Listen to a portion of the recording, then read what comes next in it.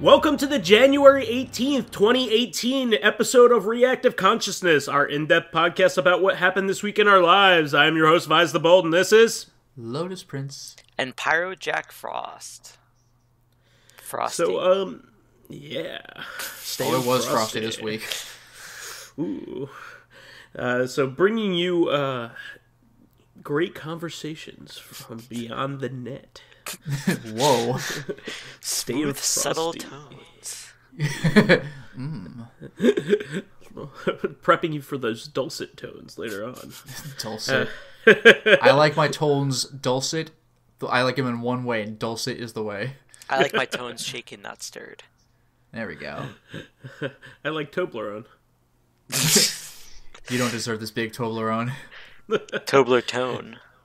So, anyway, I know that both of you had an event that you went to that you wanted to discuss here, so I wanted to give you guys some time to discuss it.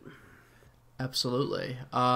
So, yeah, this is the thing that Pyro was alluding to in Corrective Consciousness. Call it foreshadowing. Ooh. I guess both, really. But we had gone to what was an international tour. We went to the one in New York City called Final Fantasy Distant Worlds. Yep, it's the 10th anniversary. I think this was the 4th one.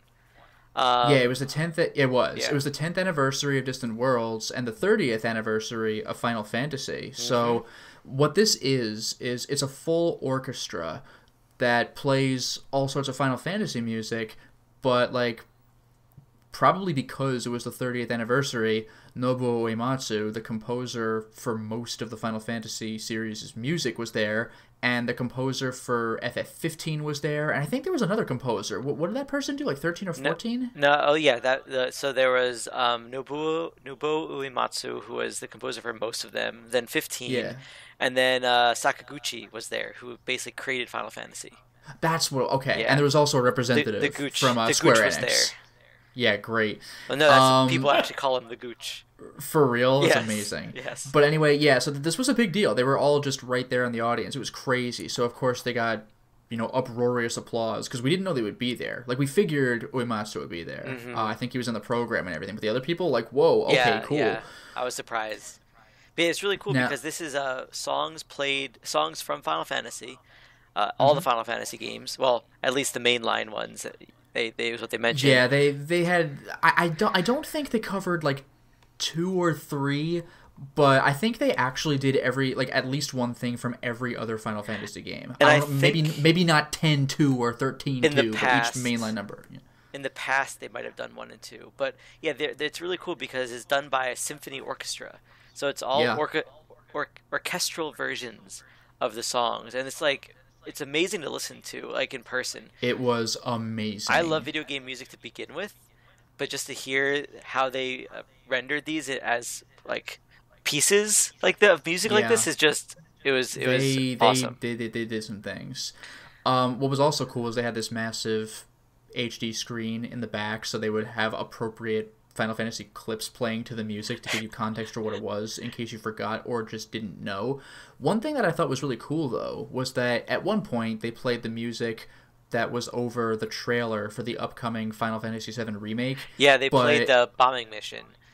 Yeah, so we got two. We got 2 pieces of information from this, both of which I did not know. One of them was that we actually got some new footage for the trailer. That wasn't previously available. But here's the thing that really got me is this symphony orchestra apparently did the music for the trailer. So, like, we didn't hear... Like, if you go and look up the trailer on YouTube, like, you will hear this orchestral music behind it. This orchestra didn't do a version of that music. Like, that was the music. We saw a live version of the actual music from the trailer, which was pretty freaking Yeah, that's sweet. really cool. That took me by surprise. If you ever looked at it on YouTube, it's like I was there. I was hoping that when they did, like, Sephiroth or one of the other Final Fantasy songs, that they said, oh, and Final Fantasy VII coming out, blah. Like, that would have been, like, the hitting the home run there, like, oh, and a release date, but I'm just what actually was pretty funny, they did give a nod to that. The conductor actually did just as a joke, like throw to the Square Enix representative's waist, like, could you hurry up on that remake? Yeah, like it's like that thing's probably never coming out until next year. But the not to go off tangent, but like the one thing that that kind of annoyed me with the 7 remake is gonna be episodic. Yeah, like, I know. Yeah. But yeah. So. Oh, by the way, I didn't even mention cool. this.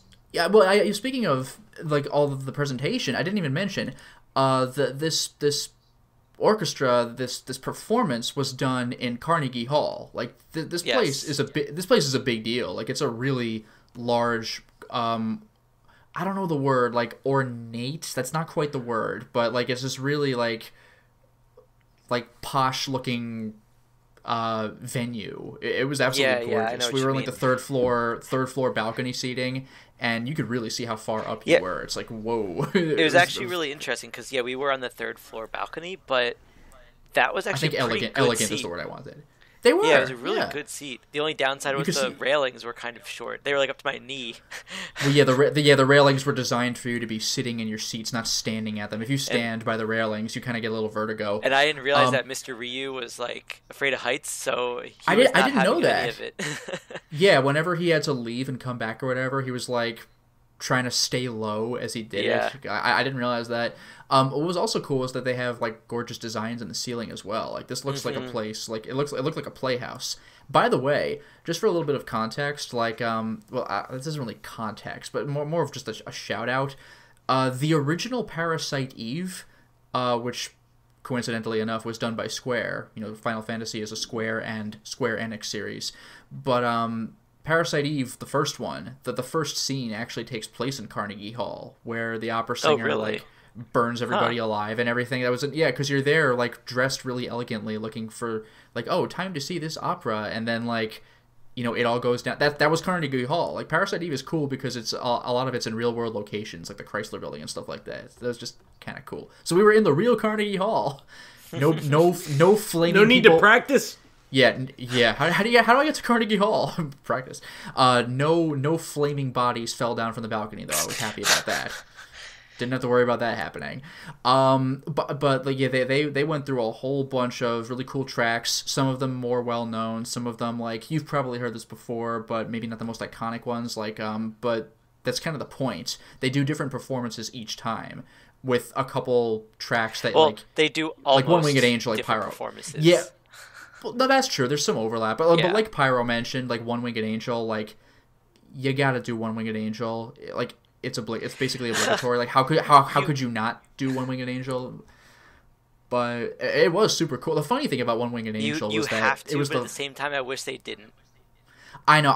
But that's kind of the thing I was gonna mention. I almost wish they didn't because I'll talk about this a bit later. But the track that I thought they were gonna end with really, really killed, and they could have ended there. Yes. But the One Winged Angel, in a way, I was like, oh, one more thing, but it still did sound really glorious. It really did. So I was happy that I heard it. Maybe I just wish it was a different order.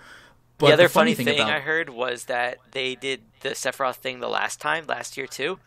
And apparently their audience was a lot more into shouting Sephiroth than we were this year. Well, that's what I was going to mention. Like, that was supposed to be like, now it's your turn. Like, it was a rock concert. Like, you guys know the words, sing along. So they wanted, like, the audience to shout out just the Sephiroth part because nobody knows the other rest of the lyrics.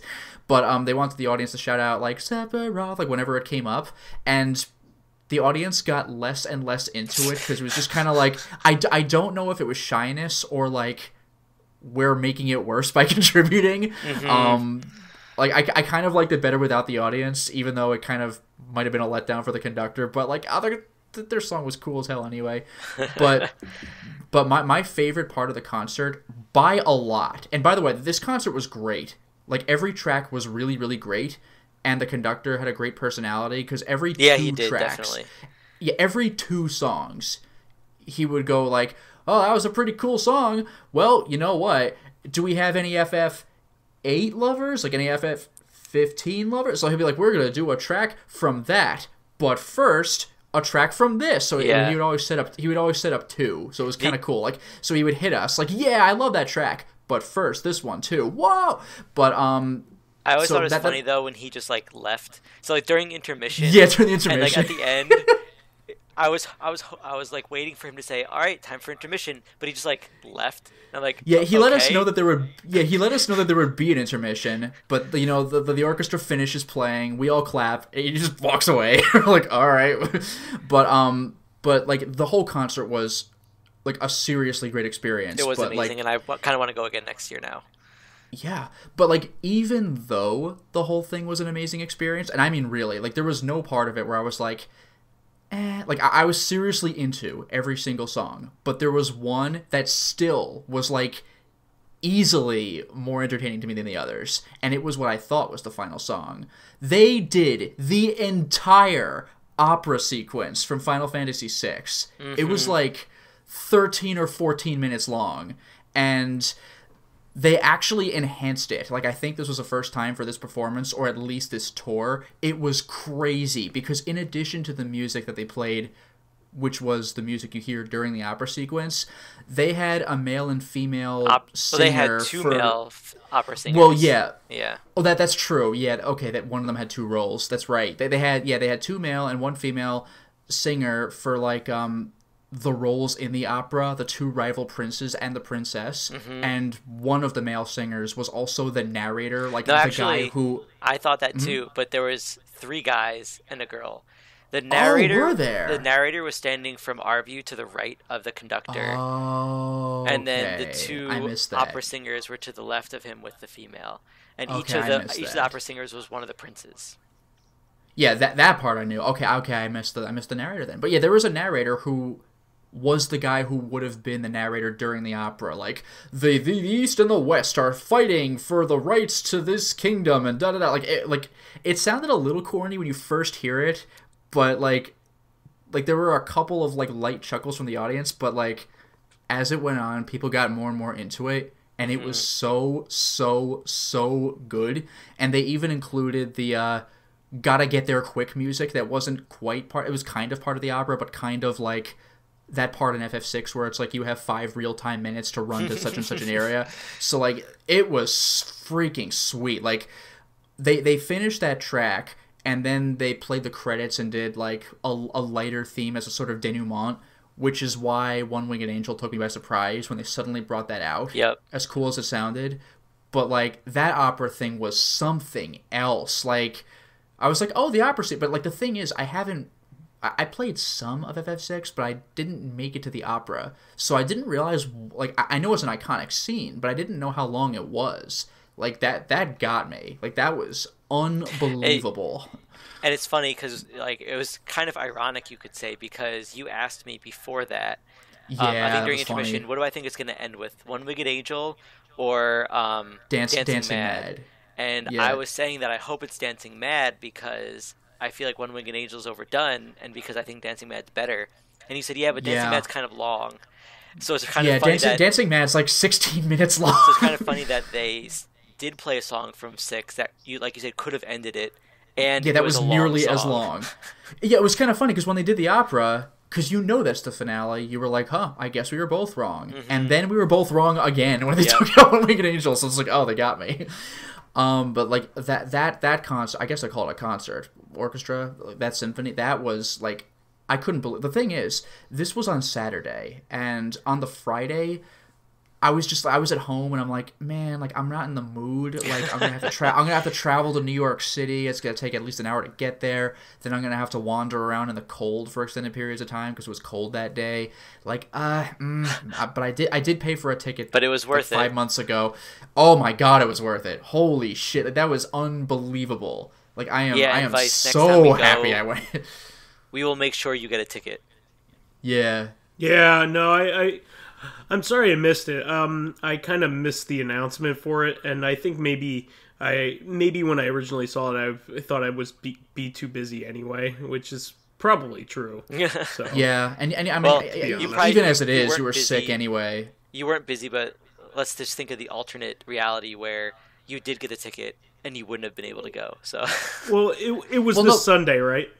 Saturday. Saturday. I actually had work and a birthday party, so. There you go. Not to mention, you're also kind of under the weather, and we were really wandering around New York for a while in the colds, and it was freaking cold. Oh, by the way, this I don't know about you, Pyro, but I went to New York with Mr. Ryu because we live close to each other, and so we just took a separate.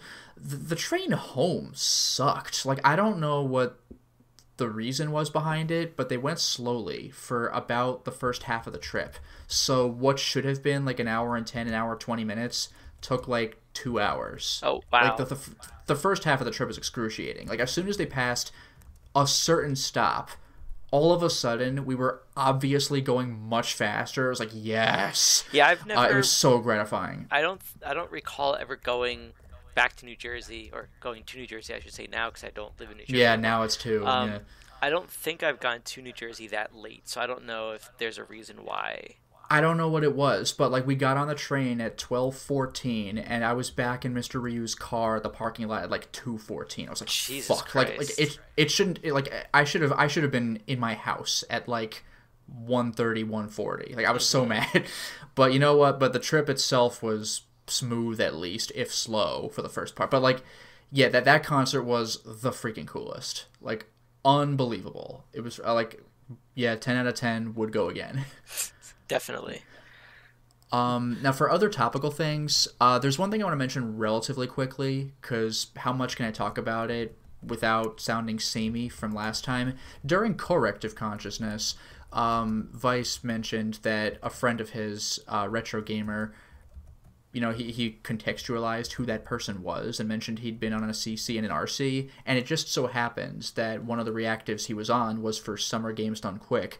And here I am about to talk a little bit about Awesome Games Done Quick, the winter version, the January one. It's not really a version, it's just... Why is it called Awesome Games and then Summer Games? Why not Summer Games and Winter Games? Well, Awesome Games came first, and so during the summer one, they're like, what do we call it now? Like, Summer Games Done Quick. And I think it's because they're for different charities as well, so it's not the same thing, but it kind of is. So... the Games Done Quick stuff is just like a bunch of speed runs of games with announcers reading out donations as they come in, if the runners allow for it, because sometimes the runners are giving their own commentary, or sometimes it's like, hold on guys, everybody be quiet, this is a really hard part or whatever. But it's a really fun event, and you can easily look it up on YouTube under the Games Done Quick YouTube channel. They're starting to post like 1 million of their videos now. This is like a 7-day, 24-hour marathon, so there are lots of videos. But I wanted to particularly shout out 2 speedruns, because they made me so happy to watch. One of them was the original Contra.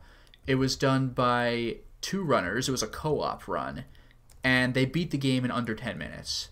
Like, Jeez. It was bonkers. Like, those guys were jumping and moving and shooting so in sync.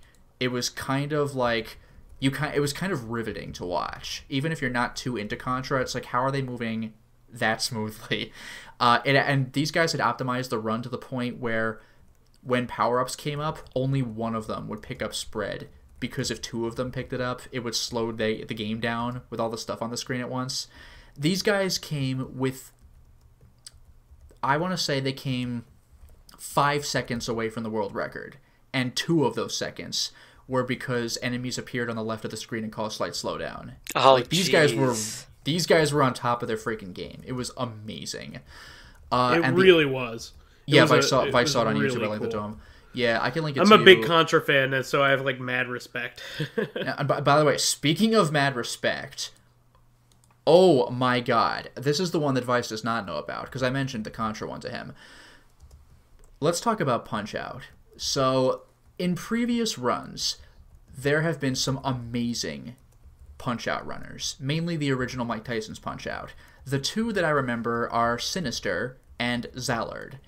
And in a previous Games Done Quick run, both of them did a race. Sometimes they have race runs where they show multiple screens on the feed, like up to 4, and like these 2 runners, or these 3, or these 4 runners are all going to try to beat the game. We'll see who does it fastest, right? So Zallard and Sinister both had separate games. Both of them were playing Mike Tyson's Punch-Out, and they were racing to beat the game blindfolded. And they did. Wow, wait, blindfolded? Blindfolded. Like, they beat Mike Tyson and everything blindfolded, using only audio cues. Jeez. It got to the point, like, Now, I mentioned that there were announcers who read out donations, but sometimes, I'll give it one sec, Pyro, but sometimes the runners always have, like, a couch behind them with co-commentators. Sometimes the runner doesn't say anything, and they need these people, or sometimes people just throw in stuff extra. Well, when you have races, the announcers are kind of commentating on the race. Like, oh, look at that technique. It's going to be necessary for this, that, and the other thing. But, like, everybody shut up for Mike Tyson, because that's hard enough when you can see. And they so it was kind of magical. And they were just going by sound. I was just going to say, like, I wish I had the amount of time to dedicate to play a game to get as good as that. Oh, dude, I'm telling you, some of my favorite runs to watch are Super Mario Sunshine, because the movement in that game is just, like, breathtaking. But now, I was talking about previous runs, the Mike Tyson's blindfolded run. Believe it or not, I mentioned the two runners were Sinister and Zallard. This year, the runner was Zallard by himself. He actually outdid the blindfolded run. Can you guess how that might have been the case? No sight or sound. Okay, that would be something else. I think that's actually impossible. No. This is gonna blow your mind. So there are two Punch-Out games, right? Well, there's the Wii one, but there were two old Punch-Out games, right? There's Mike Tyson's Punch-Out on the original Nintendo, and there's Super Punch-Out on the Super Nintendo. And I've seen Super Punch-Out run a couple times, but usually, like, the more, like, popular one is the original Mike Tyson's Punch-Out. Okay, get this. Zallard had a friend of his make a dongle for a controller that like, is a splitter. So he took a Super Nintendo controller and simultaneously hooked it up to a Nintendo and a Super Nintendo and beat Punch-Out and Super Punch-Out, playing them simultaneously with one controller. I don't even get how that even works. Wait, what? Oh, I'll tell you how it works. Here's how it works, and this is how it is possible at all. Do you know what the start button does in either game? Punches. Or it does the body blow. No. Body blow is when you just tap the star A. punch, I meant. Yeah. The super, they call it an uppercut, but it's really more of like a duff to the chin. But, like, yeah, it's the super punch. Do you know what it does in Super Punch-Out? It just pauses the game. Bingo. Yeah. So what would happen was he would try to pause Super Punch-Out, work the enemy in regular Punch-Out. That's creative. When he knocks the enemy down, unpause Super Punch-Out, play that. And if he ever had to uppercut in original Punch-Out, he would double tap start. One to do the punch, and the other to repause Super Punch-Out. He beat both games in under 24 minutes. And he even KO'd Mike Tyson in round 1. And what the announcers were saying, by the way, is that even for speedrunners, that's hard. You basically need to have perfect inputs. And if you mess up, I think you're allowed literally one mistake. And I don't mean, like, getting hit. I mean, like, not being as fast when you counterpunch. If you make one mistake, I think it's possible to recover, like, to beat him in round 1, but it's, like, exceedingly difficult. You need, like, frame-perfect inputs.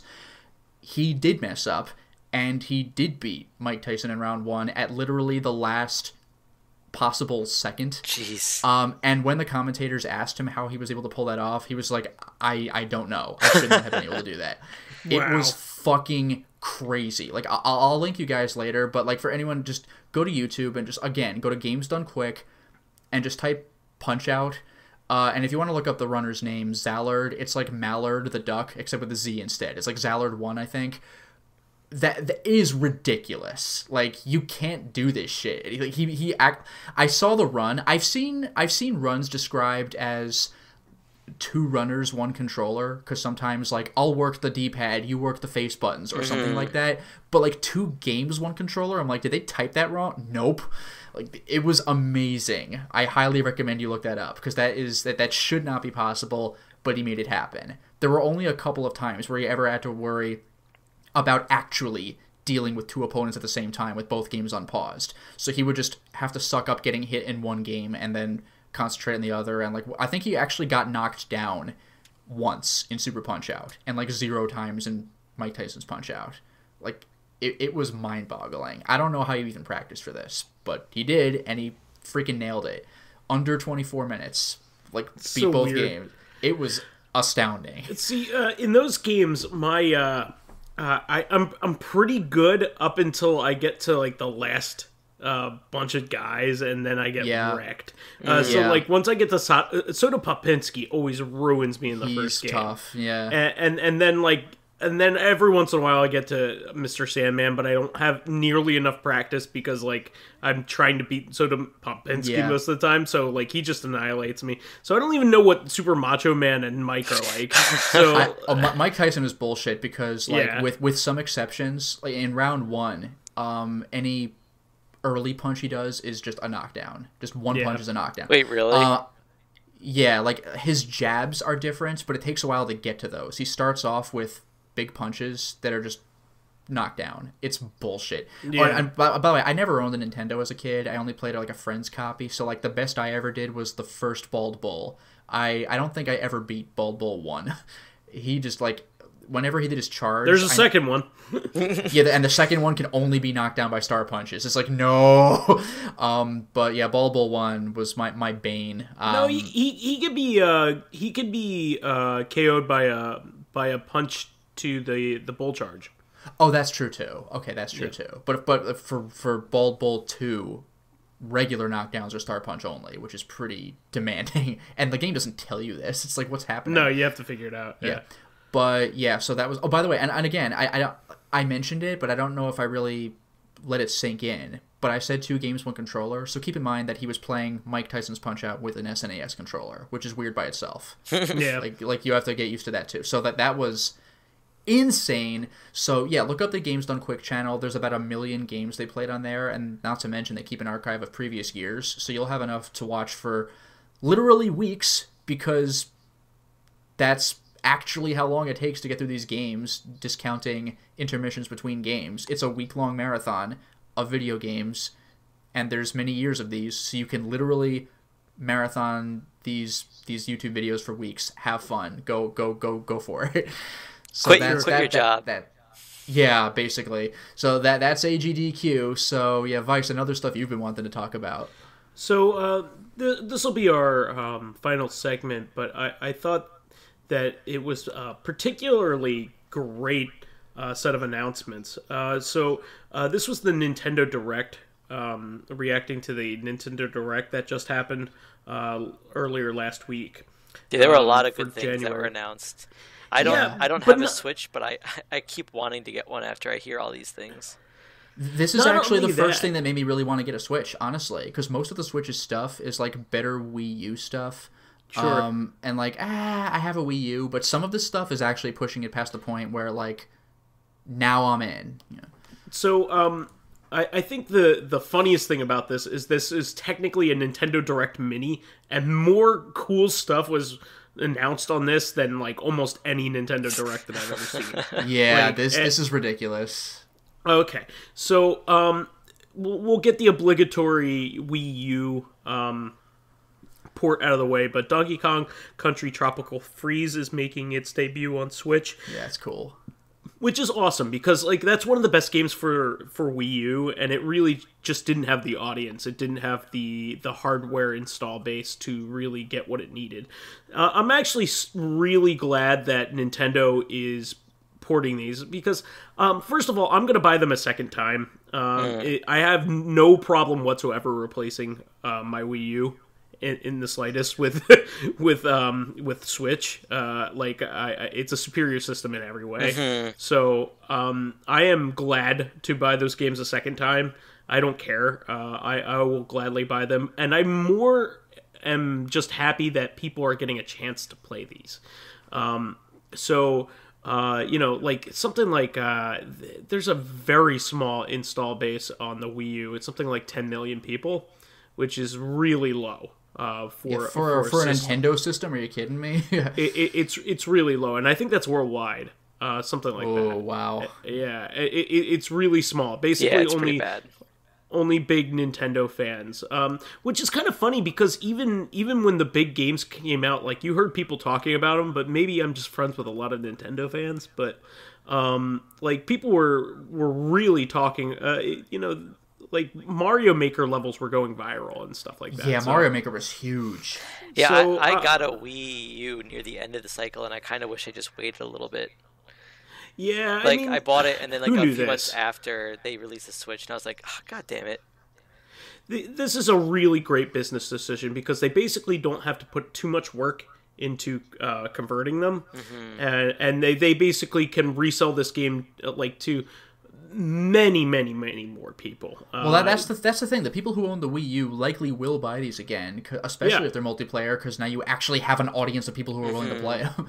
Not only that, but they're like even slightly refined. I mean, like the Mario Kart 8 was even better on Switch, and it's ostensibly the same game, but like they unlocked everything from the start, and it has a superior battle mode. Like they were able to tweak these the way that they wanted. So I mean, the stuff that this is the kind of thing that always hits me in just the right way, but like.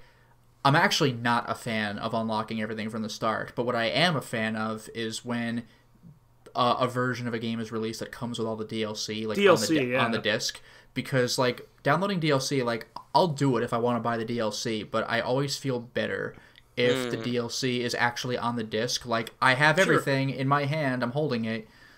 I totally identify with that, and so now like really, other than Smash Brothers and a couple other edge cases, like really, like I mean, you have the new Super Mario Brothers Wii U, hasn't been ported, obviously, but Mario Maker, and a few other edge cases, but a lot of the best stuff, probably the Zelda games that were up-resed into HD will make it to Switch, I think. Oh yeah, like a third release for Wind Waker and Twilight Princess, I suppose. Yeah, I think those will probably carry over at some point. That wouldn't be surprising. Yeah, that wouldn't be surprising.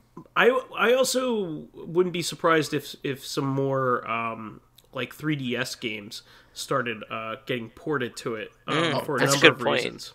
Actually, you know what I would love that, by the way. But actually, you know what I just thought of? Speaking of those Zelda games getting up-resed again, is Wind Waker. Like, with the original Wind Waker, there was a thing you could do. It wasn't crucial, but you could, if you hooked up the Game Boy Advance to the GameCube. Sure. Now, you lost that in the HD remake because Game Boy Advance, like, we're a little past that. But they did add a mechanic where you could put messages into a bottle and send them over to the Miiverse. But now the Miiverse is gone, so they'll have to remove that feature. I think it would be actually even cooler for them to do a multiplayer Zelda, like with the Switch, because like multiple Switches is really good for this kind of thing. So like the Four Swords, Four Swords kind of thing. I mean, like Try Force Heroes didn't really work out well because it was clunky. And you needed exactly 3 people, which makes sense. Which is but it's kind of weird. Yeah, and I think that just most people who play Zelda don't think of it as a multiplayer game, so that might be one of the problems too. Yeah, well, that's the thing with Four Swords, is you could play that by yourself if you wanted to. Yeah, the 2 Four Swords games actually have like one-player modes. Well, at least the DSi version of the first Four Swords, and then the second Four Swords had at least a one-player mode. Like the Triforce Heroes does have a one-player mode, but it's not good, and like it's just poorly implemented. The online netcode is very bad to the point where it like disconnects and then ruins the entire run of the level. And it also is very Monster Hunter-y in how you have to collect resources. So I mean, like it was a good attempt, but it just wasn't where that's it needed that's to be. The thing. Like I see what you're trying to do. Yeah. And the fact that like Lotus Prince mentioned that you had to have 3 people, like you couldn't play with 2, if I recall, which is just ridiculous. Like, that's right. I didn't even think about that. I was just couldn't play with 2. Yeah, if you're gonna make a multiplayer game, allow it for every number up to the max. You know, that's a good point. I was saying 3 was weird because it's not 4, even though I know Triforce. But, like, I forgot about that. 2 just doesn't work. That's bizarre. So I can't play with my brother, for example. The other Four Swords games had no problem with you using only 2 people. And so Triforce Heroes only allows you to play with 1 or 3, which is bizarre. Yeah, that's funky. Yeah. Yeah. So, anyway, off topic there. Pokken Tournament is, of course, one of the Wii U ports. However, they're adding a significant DLC to it. They're basically still evolving this game, and the Switch version is way better. It's not my kind of game, but I'm really happy for the people that like it.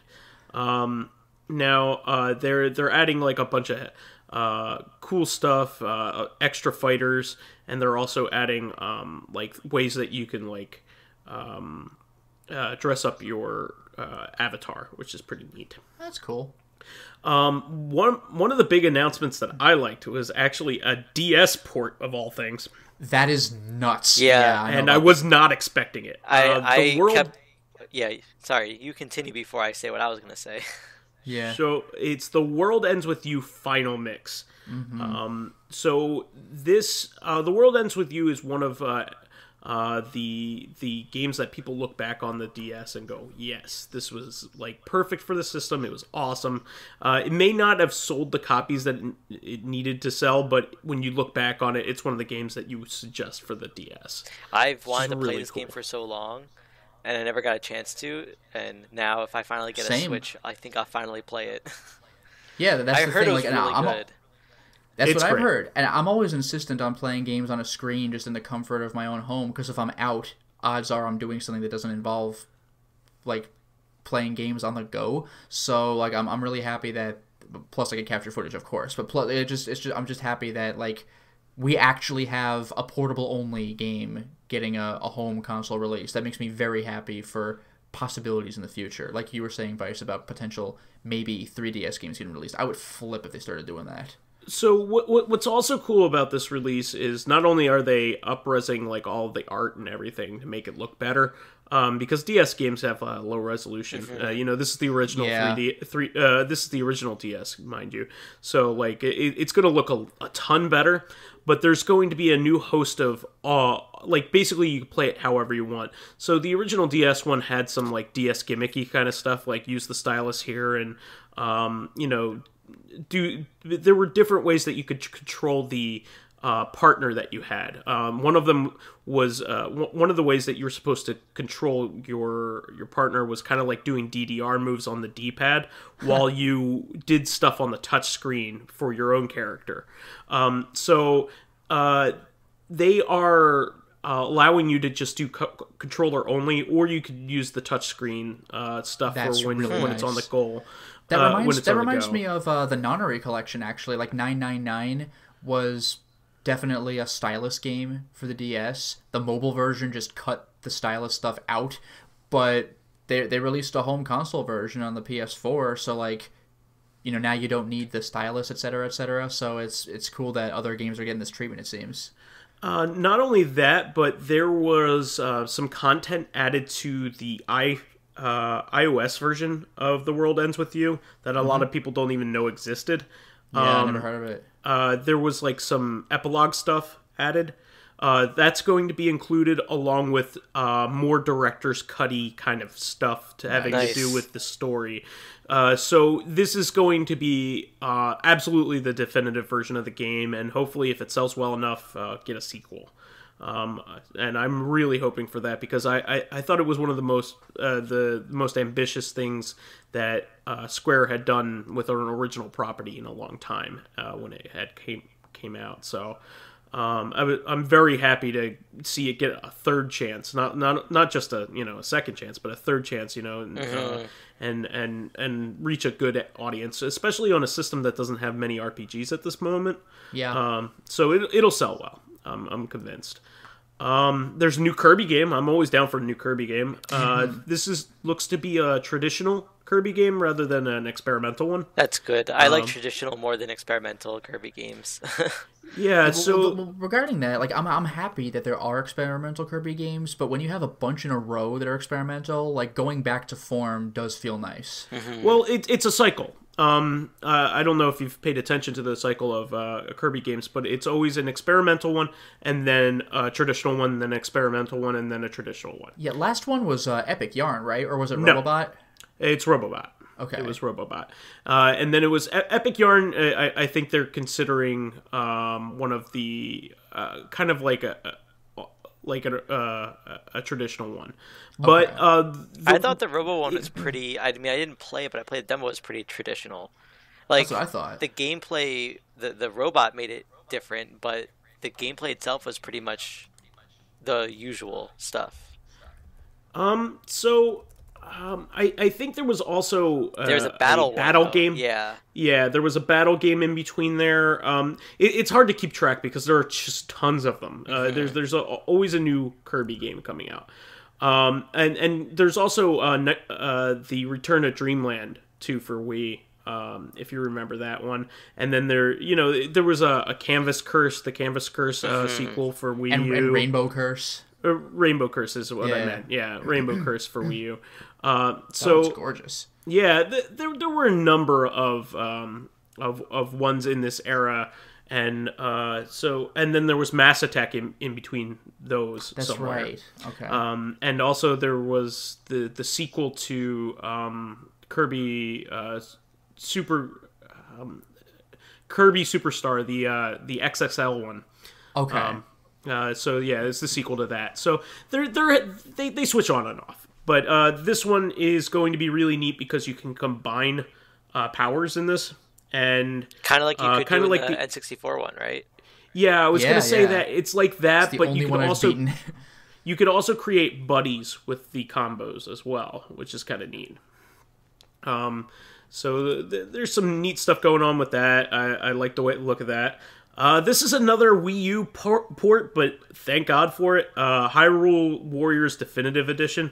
So it adds all of the content from that they added in the 3DS game with the extra missions and extra characters and everything. Yeah, and extra story stuff, and they're adding even more. Oh wow! So no, that was the thing that really concerned me because I've been hyped for Hyrule Warriors. I still haven't played it yet, but I've been wanting to play it for a long time. And then the 3DS one came out with it was like a better version, even though it was technically like on a technical level inferior. Yeah. So I was so mad because I'm like, but it was made for the Wii U. But then they finally released the characters for the Wii U, but I don't believe they got their story missions. Correct. So I felt really disappointed. So the fact that the Switch version is going to cover that, I am very pleased with that. Yeah, and they're adding Breath of the Wild versions of the characters too. Nice. So it's going to be the definitive version in every single way. It's going to have better frame rate, which is important in those games.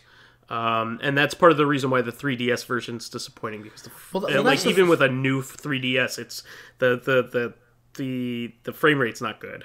And the thing with that is it's not like, oh, there are some parts where the frame rate might go down. Like, you know how I was saying for Contra, for GDQ, like if there's too much stuff on screen, there could be slowdown. But that's what a Warriors game is. There's a million people on the screen. So it's like unplayable. So definitely looking forward to that one. Again, I'm going to buy that game for a third time, but I don't give a shit. Second time for me, and I'm okay with that. Yeah. Super Mario Odyssey is getting a minor update, but it looks like it's going to be pretty fun. It's going to be like a hide and seek update with Luigi. Oh, really? Wait, what? Yeah, so basically you go up to Luigi and you could start a game with somebody else online where somebody will basically in one of the map that you're in will hide a balloon somewhere in an obscure area of the level, and you have to go find it. So and you have a time limit to find the balloon, which is really neat because you need to really know the level really well if you're going to find it. So that's pretty cool. If not, super big thing there. But this was a big thing for both me and Lotus. Mario Tennis Aces got announced. And now, let me just say one thing here. I had said earlier that I didn't have much of a reason to buy a Switch, because most of it was Wii U ports and I have a Wii U, whatever. The only game where I couldn't say that was Mario Odyssey, I haven't really cared about a Mario game, like a mainline Mario game, since Sunshine. Even Galaxy, I'm happy to watch people play them, but I don't really want to play them myself. Mario Odyssey is the one exception. I kind of do want to play that game. But I've made this clear many times. I don't buy a system for one game. I'm not going to spend $400 or however much a Switch is, plus $60 for the game, and now I have my one game. But what pushed me over the edge, like, okay, that's it, I better get a Switch now, was that plus proper Hyrule Warriors plus new Mario Tennis. Like, Mario Tennis for the 64 was amazing. Mario Power Tennis on the GameCube/Wii, amazing gameplay, although it pushed Sunshine really, really hard, and I was like, alright, I get it. But Power Tennis was freaking crazy. The Wii U, like, what was it called? Like, Ultra Mario Tennis or something? Yeah, that and also the 3DS one that accompanied it. Yeah. See, my problem with that game is that while it is gorgeous and it plays really well, it stripped the fuck down. Yeah, it comes with everything unlocked, and you can only just do straight up tennis matches. There's no, like, I mean, there was never really a story mode, but there's no, like, exhibition mode or anything. It was just it was very basic. Like, I hope you have a friend to play with, because otherwise it's not really worth playing. So as much as I wanted a new Mario Tennis game so badly, I still haven't bought it, because I would probably play it for, like, a few minutes and be like, well, I've seen the characters. But, like, new Mario Tennis, I'm hyped all over again. Well, this one has straight up boss battles and that's new. That's different. Boss battles straight up Mario Tennis. That's different. Boss battles and like a story mode. It's not as in depth as the Game Boy Color GBA ones, which were straight up RPGs. Oh, really? Yeah, no, those. So the ones that the portable versions that accompanied the N64 game. Okay. The N64 game came out. The was it Toadstool Tour was the golf game, I think. Yes. So there was a golf and tennis game that accompanied the golf and tennis games for N64 with a GBA version. The GBA versions were both RPG versions made by Camelot, who made the Shining Force games and the Golden Sun games. Right. And they also interfaced with them with the expansion pack or the Game Boy pack that for the N64 that basically only Pokemon Stadium used. So it's really neat. You can actually bring those characters over to the N64 versions of those games. Oh, that's cool. And it also unlocks stuff in the Game Boy Color respective games. Then they made sequels to those on the Game Boy Advance. So there's a Mario Tennis and a Mario Golf for the Game Boy Advance that hook up to the GameCube versions of those. That's freaking sweet. And it's the same kind of thing. The graphics look just like Golden Sun in those versions. So it's really, really, really cool stuff. But this new one, Mario Tennis Aces, looks amazing. It looks like a lot of fun. There's like a straight up boss battle that I saw where he was all over again. He's fighting Petey Piranha from Sunshine that you haven't seen in ages. He was in Power Tennis. Yeah, so really looking forward to that. By the way, this is a very slight tangent, but did you know that Mario Tennis on the N64 was, I believe, Waluigi's very first appearance? Yeah, and also Daisy's first appearance since Mario Open Mario Tennis. Land? No, Mario Open Tennis Golf. She was first paired with Luigi as his golf partner. Okay. In that game. So it was like an NES game, but from like a long time ago. Huh. So it was one of the later releases on the NES after, of course, Mario Land coming out. Sure. So anyway. So I'm a huge Neo Geo fan, and here we go. There are two Neo Geo announcements. First of all, of course, they're releasing more original Neo Geo games. Art of Fighting 2 is coming out. I'm gonna wait until Art of Fighting 3, which has Young Geese in it. Art of Fighting 2 has Young Geese in it. Oh, okay. So and Art he of is Fighting 2. hard as hell. Then I'm buying probably Art of Fighting 2 and Art of Fighting 3. If you want to see Geese with long hair and he beats the shit out of you, then this is your game. The big thing about these games is these SNK games are so popular on the Switch. SNK games of all things. SNK games are super popular on the Switch. They've been selling really, really well. They've sold so well that SNK has actually made an original game for the Switch. There hasn't been an original game by SNK meaning not part of its a series, since Doki Doki Majo Shimpan for the DS. Just to give you an S. Yeah, and nowadays, nowadays all SNK does is like King of Fighters. Yeah, so just to give you an idea, that was a game that only came out in Japan because it was a creepy-ass game. I'm only going to leave it at that. And thank God it only stayed in Japan. But this game is SNK Heroines Tag Team Frenzy, a straight-up brand new fighting game. I will say this. It's kind of brand new. For most of the world, it's brand new, but this is actually basically only to me. This is not only Vice is the only person like on planet Earth who knows where this comes from. But there was an SNK Heroines like Gal team or whatever the hell it was called. Gal Fighters for the Neo Geo Pocket Color. Yes. So remember that? No. Well, here's another one. The Neo Geo Pocket Color was a fantastic system. Almost every game on it was fantastic, except for just like the Pachi Slot games or whatever. But everything else was great. And SNK made tons of fighting games for it, and they were all good. And one of them was straight up, you only played as girls in the SNK universe. Yeah, so here it is again. So they called it the Queen of Fighters tournament. Nice. And there was actually one guy in the entire game. It was Iori dressed as a girl. Wasn't he like the host? And it was like, it was me, Iori. Like that kind of thing. But hilarious. He was like dressed in drag. It's like Majima. Like, you thought you'd be dating a girl at the Shine Cabaret Club, but it was me, Majima. But, like, you could totally tell it was Iori the whole time. Same with Majima. But this is great. It's a tag game, so it's going to be a lot of fun, like a Marvel vs. Capcom style game. That's freaking cool. It looks like it's going to be a blast. It might not be like a tournament kind of fighter, but it might be just a blast to play.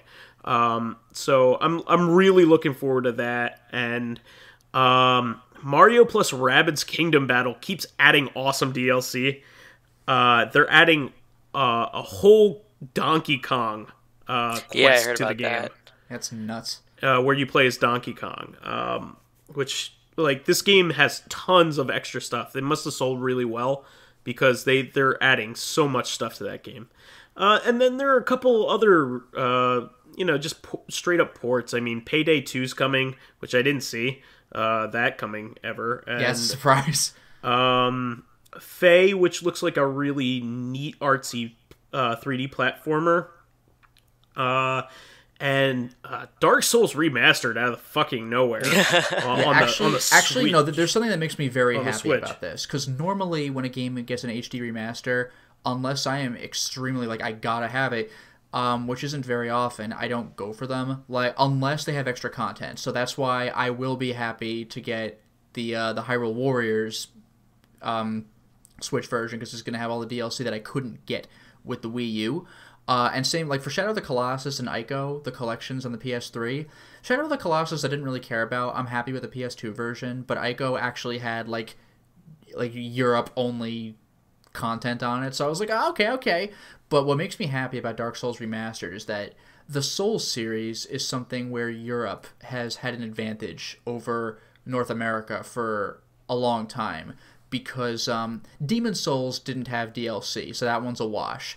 But Dark Souls 1 through 3 and Bloodborne have DLC, but America didn't get definitive versions of those games, except for Dark Souls 3. We got a Fire's Fade edition for Dark Souls 3, so it has all the DLC on the disc. But if we want to get complete Dark Souls 1 and 2 and Bloodborne, then we'll have to import them from Japan or probably elsewhere in Asia, where I bet they have English subs, or Europe. But now, finally, we're going to get Dark Souls 1 with the DLC. I think I'm actually going to buy that. I'm just, I know there's the intended advantages, where now it's in 1080 and probably at 60 frames per second, which was never possible unless you were playing on PC, I think. But now it'll be the complete game, like on a disc, or on the Switch's case, a cart. Like, I'm really... A great tasting cart. I can tell you that it tastes great. Yeah, but I'm super happy about that. Like, I will actually, like, finally, like, definitive Dark Souls in America. Like, yes, please. And the final thing is a platformer called Celeste that looks like a very neat, like Super Meat Boy almost kind of game, but it has a really neat, like, air dashing mechanic that looks really cool. So I'm really looking forward to that game. So, geez, man, there's so much cool stuff here. Like, and not even a single 3DS, like, mention. I know that they're still releasing games for it, but it's pretty much dead, I believe. If they start porting 3DS games, like I said, I'm gonna, like, if the Switch becomes the home console 3DS, I will lose my freaking mind. Like, that'll be it. Like, I'm get out of my way. Yeah, I mean, I really hope Konami puts the Castlevania games from the DS on it. That would be cool. That's what I'm hoping for. I want to see Phoenix Wright and Layton. Yeah, those would be great too. I mean, Phoenix Wright just had all of their stuff ported to the 3DS, so I don't know whether that's happening. But I know, and I also know that the original first 3 Phoenix Wright games were on the WiiWare shop. But, like, I'm still like, just give me it all of it, do it. Well, yeah, I think the 4th one, the Apollo Justice, just got ported to the 3DS just recently. So yeah, and I know that there's one Phoenix Wright game that I think is Virtual Store only, which 2 of them now. 2 of them now. Okay, yeah, so there's that too. Yeah. Well, the 2 3DS games, the 2 3DS only games are downloadable. Oh, okay, that's what it is. Yeah. The Destinies, and then the one after that. Okay, the Layton and Wright crossover though was a physical. There was a physical version for that at least. Correct. Hey, by the way, speaking of all these Wii U games coming to the Switch, when do you think they're gonna do Devil's Third? The hype is real for Devil's Third. They did the multiplayer for like a month on Steam. What? What? It was multiplayer only, yeah. What? Really? Yeah. Yep. What? That's so weird. They shut it down because nobody was playing it. Wow, that's bizarre. I didn't even know it had multiplayer. Yep. Hey, when do you think they're gonna port Flower Sun Rain to the Switch? Not gonna happen. But anyway, just wanted to express how excited I am to be a Switch owner. It's just like it's happening finally. Like, Nintendo is making some headwind. It's the fastest selling console. I think ever. I think actually ever. Ever now. Well, maybe. Is it beating the Wii? Because the Wii sold that's a lot. good question. Yeah, the Wii was not also ever, the fastest, but currently it is. Maybe that's what it is, because I know the Switch is way up there. Like, I don't know if it's faster than the Wii or not, but, like, it is damn fast. The Wii was special. The Wii was ridiculous. Because the Wii was, like, catered also to non-gamers, so everybody could get in on it. It was also the world's first mainstream set-top box. You got to remember, that's how a lot of people watched Netflix for a really long time. Yeah, I think I might still have it around somewhere, because my brother left it here, because he obviously doesn't need it anymore, but my brother has the disc that lets you use Netflix for the Wii. It looks like... is this like a bootleg hack or something? Like, no, it's supposed to be that way. You think that is weird. I have the one that allows you to watch Netflix on the PS3. Oh, that's bizarre. I got it straight from Netflix. Wow. Yeah. Okay. But do you have your lawsuit for Sony for not getting Linux on the PS3? I remember the good old days. So anyway, we better wrap up here. But oh man, I was excited about like everything here basically. So super hyped. At this point, I think we'll end the show for this week unless anybody else has anything additional. No, not from here. Not. I mean, I already called out Phoenix Wright and Layton, but I would also like to see... I mean, basically every DS and 3DS game ported, if possible. I know that's not going to happen, but I'm kind of holding... I'm kind of holding out a little bit for Resident Evil Mercenaries. Like, just like, even though nobody cares, it's not going to happen. Like, let me have this. Yeah, that would be a cool game on PC. They should release that on PC. Why not? You know, Revelations already got ported everywhere. Revelations. Do it for Lotus Prince. Revelatons. Give me that Revelatons. Well, that's the show for this week. Yeah. Please remember to subscribe to the Corrective Consciousness YouTube and SoundCloud pages. While there, please give us thumbs up, likes, and 5-star rating on iTunes. It helps us promote and spread awareness of the show, and any bit of encouragement helps keep the show going. You can also catch us on Tuesday on our sister podcast, Corrective Consciousness, the podcast about our lives and pop culture. Finally, you can friend me as vysethebold on PSN, Xbox Live, Steam, PSN, Xbox Live, Twitter, Xbox Live, Battle.net, PSN, and Xbox Live. And ASL. And Xbox Live. You can follow me on my YouTube channel, Lotus Prince. You can hit me up on Twitter at Lotus Prince. And finally, if you are interested in seeing my videos early, getting in on exclusive live streams, or even selecting upcoming games for me to Let's Play, then perhaps consider swinging by my Patreon, which can be found at patreon.com/LotusPrince. And you can find me as PyroJackFrost on PyroJackFrost.com. No. Xbox Live, Battle.net, Twitter. Meet other hot singles at PyroJackFrost. Do you want a cyber?